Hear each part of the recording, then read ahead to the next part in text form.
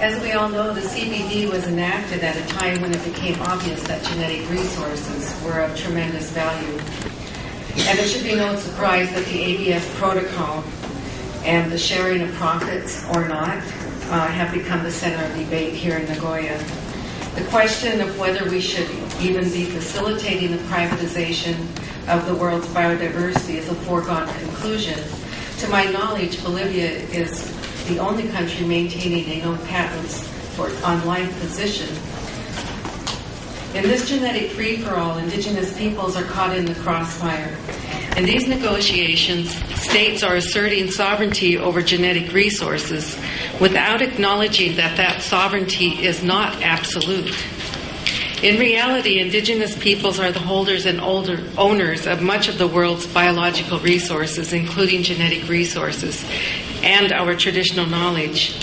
Under Article 1 of the Convention, it states that a key objective is the fair and equitable benefit sharing arising out of the utilization of genetic resources, taking into account all rights over those resources. So that sovereignty over genetic resources is not absolute, and states must take into account the rights of indigenous peoples over those genetic resources.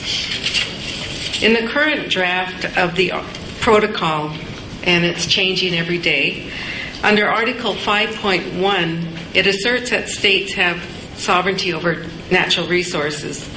And 5.1 bis states that in some cases, indigenous peoples and local communities own genetic resources and would have the right to grant access to those resources.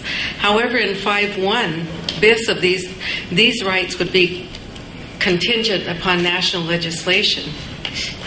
Also within the protocol, under Article 5 bis of the current text, it requires parties to ensure that access to traditional knowledge associated with genetic resources be in accordance with domestic law. Now, the phrase "in accordance with domestic law" is very problematic for indigenous peoples. Any attempt to subject our rights to domestic law is beyond the mandate of the CBD. In effect, states are attempting to circumvent their existing international human rights obligations. Instead, states should strive to implement already established standards as set forth in the UN Declaration on the Rights of Indigenous Peoples. Finally, in the preambular paragraph of the protocol, it states, and this paragraph is in brackets, noting the significance of the UN Declaration on the Rights of Indigenous Peoples in the implementation of this protocol. And this is important for indigenous peoples, and it really must stay in the body or in the text of the protocol, because it provides assurances to indigenous peoples that states are taking their commitment to treat us fairly and justly and with the utmost good faith as they implement the protocol. And I'll go ahead and end there. Thank you very much.